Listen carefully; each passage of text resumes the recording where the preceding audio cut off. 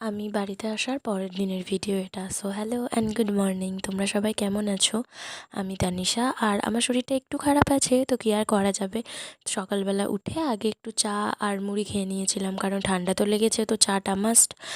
আর তারপরে না খেয়েছিলাম ওইটাকে কী বলে আমি ঠিক জানি না, আগে ছোটোবেলাতে আমি বেশ জল দিয়ে ভিজিয়ে ভিজিয়ে খেতাম। তারপরে না ছিল একটু ভাত, তো সেটা গরম ভাতেই আমি জল ঢেলে খেয়েছিলাম, কারণ আমার শুকনো ভাত খেতে একদম ইচ্ছা করছিল না, সেই কারণে। আর তারপরে না খেয়েছিলাম এই তালের শাঁসটা।